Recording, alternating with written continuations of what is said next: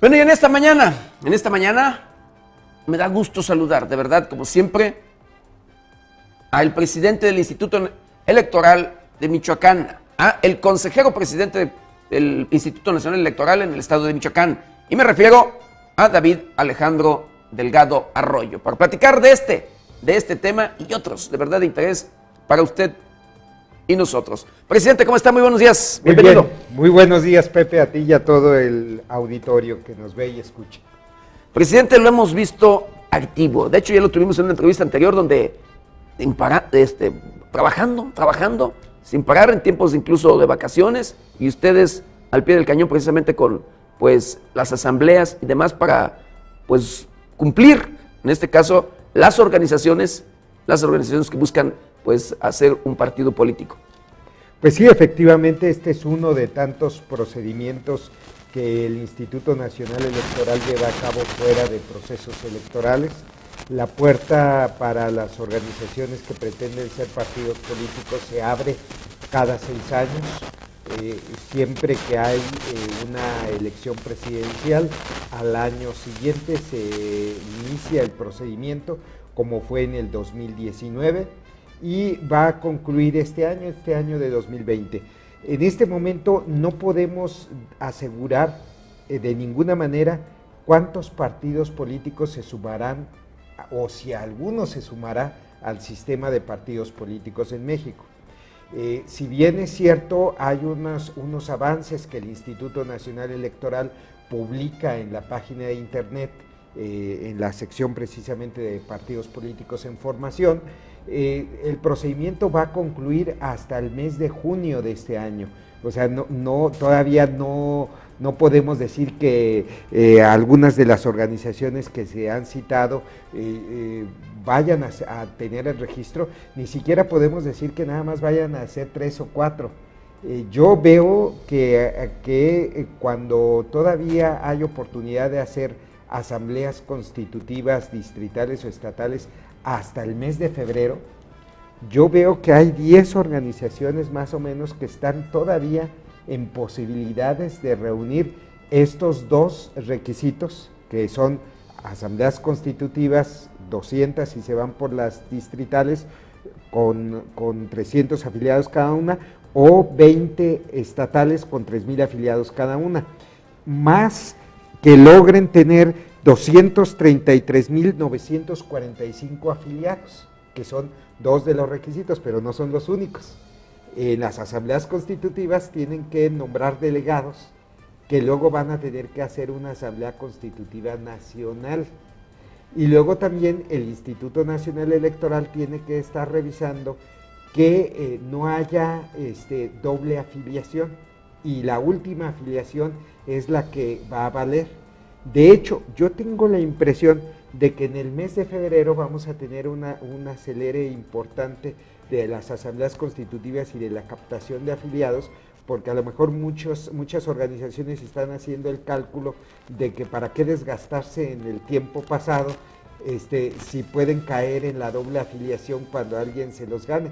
Yo creo que va a haber una actividad todavía muy intensa en lo que resta de enero y febrero. Lo estamos viendo inclusive aquí en el estado, cada día conocemos una nueva solicitud más de realización de asamblea constitutiva estatal o distrital. Entonces, este es un procedimiento que todavía el INE va a revisar cuando se cierren las asambleas constitutivas en febrero, va a revisar todos los listados, se va a hacer una depuración para ver y confronta contra padrón electoral y contra la posibilidad de doble afiliación. Y en junio el Consejo General del Instituto Nacional Electoral estará decidiendo a quienes se otorga el registro como partidos políticos nacionales. Un último comentario, independientemente de las preguntas que me quieras hacer, Pepe, es muy importante decir que el hecho de que haya más partidos políticos no va a significar en lo absoluto que vaya a haber más financiamiento público, porque la bolsa es una sola, y lo que va a suceder en el mes de junio, cuando el INE diga que hay 1, 2, 3 o 10 partidos políticos más, en el sistema de partidos políticos, dependiendo de quienes cumplan con los requisitos estrictamente, es que el propio INE y los OPLES, entre ellos el Instituto Electoral de Michoacán, tendremos que hacer una reasignación. Un reajuste del recurso. Un reajuste del financiamiento público, y lo que va a suceder es que a los 7 partidos políticos que ya están, les va a tocar de menos. Les va a tocar de menos, porque en la misma bolsa se va a repartir entre más actores políticos. Presidente, quiere decir que todavía le faltan cuando menos 4 meses a este proceso para finalizar y saber quiénes sí cumplieron totalmente con los requisitos para ser partido político, un partido político. Y lo cierto es que se dice que en este tiempo ahorita, en este proceso, que es histórico del número de interesados, de asociaciones, para participar, buscar ser partido político. Eso sin lugar a dudas. A mí me ha tocado de manera directa desde hace 20 años que soy vocal ejecutivo local, varios procesos constitutivos de partidos políticos, y yo no había visto jamás tanta diversidad de organizaciones que no solamente solicitan, sino que están realizando las asambleas. Y no solamente que realizan las asambleas, sino de que hay gente que acude a las asambleas. Entonces, y sobre todo ahora que ya después de 2 procesos constitutivos que hemos tenido, el que fue en el 2013 y ahora de 2019-20, el INE es el que certifica, persona por persona, que esté presente y que acuda de manera libre a las asambleas constitutivas. El día de hoy vemos por allí organizaciones o sindicatos tanto de profesores, organizaciones de transportistas, organizaciones de los diferentes sectores, campesino y demás, que también están buscando o tienen el interés en formar un partido político. Bueno, eso es lo que se dice digamos, en la opinión pública. Lo que nosotros tenemos que revisar en las asambleas constitutivas es que no haya una presencia de esos sindicatos, ¿verdad? Aun cuando haya personas relacionadas con esos sindicatos, ¿no? O sea, que no esté contaminado de manera corporativa, porque de hecho la Constitución prohíbe el corporativismo. ¿Y qué significa el corporativismo? Que te obliguen a participar en un partido político por el hecho mismo de pertenecer a un sindicato. Si se acredita fehacientemente de que no se acudió de manera libre y que se acudió de manera condicionada a un derecho sindical para formar un partido político, pues esta organización podría llegar a perder el derecho a ser partido político nacional. Que luego es difícil acreditar estos temas, pero sí hemos visto la participación de algunos por allí sindicatos de asociaciones o agrupaciones de diferentes sectores en sí, que dicen están participando para buscar por allí fundar un partido político. Bueno, eso sin lugar a dudas se dirimirá en las consideraciones cualitativas que harán los consejeros del Consejo General, ya cuando en el mes de junio se ponga sobre la mesa quienes cumplieron los requisitos, tanto cuantitativos como cualitativos. Lo cierto, presidente, es que en nuestro país el Instituto Nacional Electoral ha cumplido en el tema allí, incluso es reconocido a nivel internacional por la forma de llevar a cabo las elecciones de manera democrática en sí. Bueno, agradezco tu comentario, Pepe, porque además este año es el año de los 30 años de vida institucional electoral. Es decir, y esto es algo muy importante que quizás poco se sabe, el 6 de abril de 1990, y este próximo 6 de abril se van a cumplir 30 años de ello, se realizó la publicación de una reforma constitucional al 41, en donde emergía en el texto constitucional una autoridad electoral profesionalizada. Eso fue lo más importante que se dio en aquel momento de 1990. ¿Por qué era importante? Porque antes de la creación del otrora IFE, antes del IFE, los comités electorales distritales locales se constituían de manera temporal, muchas veces con comisionados de los congresos de los estados, de las secretarías de gobernación federal o estatales, muchos con interés relacionado con el partido en el gobierno, y generaba esto mucha desconfianza sobre el resultado.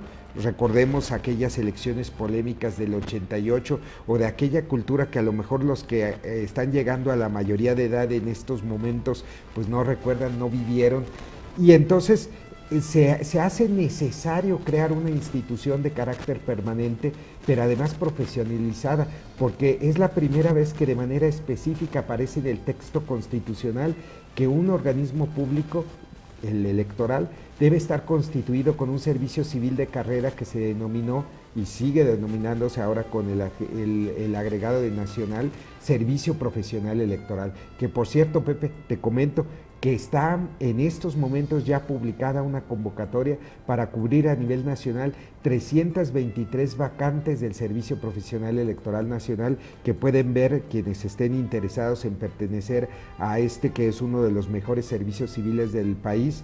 Está publicada en la página de internet del instituto, www.ine.mx, que a partir del 4 y hasta el 10 de febrero estarán las inscripciones en línea, y que habrá un examen el 28 de marzo, luego habrá en abril un psicométrico, habrá entrevistas en mayo, y luego quienes sean ganadores seguramente estarán entrando en funciones como vocales o directivos del instituto en el 1 de julio de este año. Entonces, esto que es notable, esto es uno de los orgullos de pertenecer a una autoridad electoral que es muy reconocida a nivel internacional, porque esto te da una preparación profesionalizada, y tienes, digamos, una responsabilidad que está más allá de quién sea el partido político en el poder. Presidente, pero luego de las reformas electorales por allí que se habla y se quiere y se tiene la intención de llevar a cabo, se dice que se pone en riesgo o está en riesgo el Instituto Nacional Electoral. ¿Sí se pone en riesgo la democracia en nuestro país? Bueno, hay algunas iniciativas de reforma electoral. Yo he contado más de un centenar de iniciativas en materia electoral o política o relacionada con participación ciudadana, ninguna de las cuales ha sido dictaminada hasta este momento, por lo tanto ni siquiera ha sido aprobada por una de las cámaras. Algunas que necesitan reforma constitucional tendrían que ir hasta los congresos de los estados. Creo que se está agotando ya el tiempo para una reforma electoral, porque además el mes de mayo es el límite para que se realice una reforma electoral antes del inicio del proceso electoral, como lo mandata el artículo 105 de la Constitución, que dice que no debe de haber reformas electorales fundamentales durante el proceso electoral y durante los 3 meses previos al mismo. El proceso electoral próximo inicia este mes de septiembre, por lo tanto el mes de mayo es la fecha límite, y ya hay muchas reformas cuya implementación costaría bastante trabajo hacerlo. Por ejemplo, si a alguien se le ocurriese proponer el asunto de la urna electrónica, ya no habría un tiempo razonable para poderlo implementar. Sin embargo, hay algunas iniciativas que sí generan algunos comentarios, como esta iniciativa que hemos comentado en otras ocasiones, como sobre la desaparición de los organismos públicos locales electorales, que técnicamente no es viable. O por ejemplo, algunas que tienen que ver con que la presidencia del Instituto Nacional Electoral sea de 3 años, cuando lo que ha establecido el constituyente es una presidencia de más tiempo, de 9 años, con el propósito de que vaya más allá de los calores políticos que se conforman en las cámaras cada 3 años, o sea, que esté fuera de esa conexión política. Por eso precisamente este tipo de reformas, o la que ha sido muy polémica recientemente, que quizás no sea tanto una reforma electoral, pero sí esta petición de que la Secretaría de Gobernación ha hecho al Instituto Nacional Electoral de tener disponibilidad del padrón electoral para la creación de la cédula de identidad ciudadana, cuando se olvidan muchas cosas, como el hecho de que en un inicio el IFE, el otrora IFE, iba a ser la cédula de identidad ciudadana. Habría que revisar la historia, porque en realidad la credencial para votar se ha convertido realmente en una cédula de identidad ciudadana. ¿Cree que en un determinado momento con esta intención se pueda allí violar un derecho? Bueno, si el INE hubiera accedido, por ejemplo, a proporcionar a la Secretaría de Gobernación todo el listado nominal, estaríamos, digamos, fallándole a cada uno de los 90 millones de ciudadanos. Con el tema de los datos personales. Exactamente. Porque nos han confiado información que, por cierto, luego dicen, bueno, luego se vende en otros lados. Bueno, nada más que presente la denuncia. Ya no hay ningún padrón electoral actualizado en este momento que se ofrezca en venta, como sucedió en otras épocas. Y déjame decirte, Pepe, ¿sabes cuál fue la primera fuga de información que se dio del padrón electoral? Fue precisamente cuando el otrora IFE le entregó a RENAPO de la Secretaría de Gobernación el padrón electoral. Al Registro Nacional de Población. Al Registro Nacional de Población en 2003.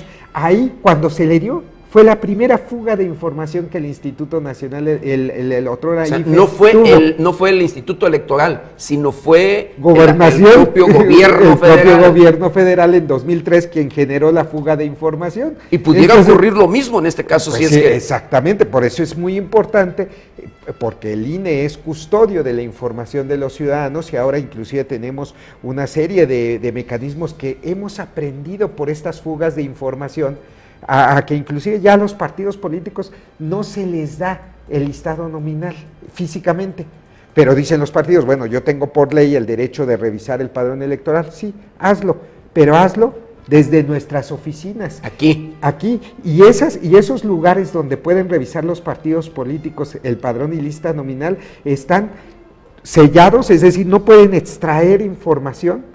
Están clausuradas las entradas a esos equipos y además están grabados constantemente con cámaras de circuito cerrado. ¿Y sabes qué, Pepe? No tenemos visita de ningún partido político. Ahí están los espacios. O sea, contraproducente luego, ¿no? Porque sí. Bueno, anteriormente sí, recuerdo que se entregaban las listas, así es, tenían exacto. los libros completos de todos los electores y, por supuesto, la información completa de todos los ciudadanos. Así es, Pepe. Presidente, ¿algo más que agregar? Bueno, nada más para finalizar, pues agradecer a la ciudadanía que acuda a nuestros módulos de atención ciudadana a actualizar su situación registral. Tenemos casi 300,000 ciudadanos cuya credencial se puede vencer este año, que son los que vencen en el 2020. Aproximadamente unos 80,000 ciudadanos se Está hablando de michoacanos nada más. De michoacanos nada más, o sea, porque quiere decir que esos 300,000, si no renovan, si no actualizan su credencial, no van a poder votar en el próximo proceso electoral. Exactamente, y no solamente eso, sino no podrán hacer ningún trámite bancario o notarial o en alguna institución pública porque la credencial ya perdió vigencia. Es una identificación oficial y pierde la vigencia. Así es, y les invitamos a hacer su cita al 01804, bueno, ya no es 01800, al 804-33-2000, o en www.ine.mx, ahí pueden hacer su cita para que hagan su trámite si están en esta situación, o si cambiaron de domicilio, si necesitan corrección de datos, o si llegaron a los 18 años. Acuérdense, 3 documentos fundamentales: acta de nacimiento, identificación con fotografía y comprobante de domicilio. Presidente, el número 800-423-2000. 433-2000. 433-2000. Ahí está. Cualquier duda, cualquier información sobre su credencial de elector, si se le está por vencer, si va a cumplir los 18 años, porque también, a ver, presidente, aquí recuerdo que si le faltan unos meses, viene un proceso electoral y se va a cerrar precisamente el registro, puede ir al Instituto Nacional Electoral ya a registrarse. Todavía no, hasta que esta situación excepcional va a ser hasta finales de este año. Hasta este momento es solo si ya tienes los 18 años. Yo ya casi los cumplo. Eso es todo. Presidente, pues muchísimas gracias por haber aceptado la invitación y, por supuesto, el hablarnos de temas de interés para la sociedad, para todo nuestro auditorio. Pues él fue el presidente David Alejandro Delgado Arroyo, consejero presidente del Instituto Nacional Electoral en el estado de Michoacán.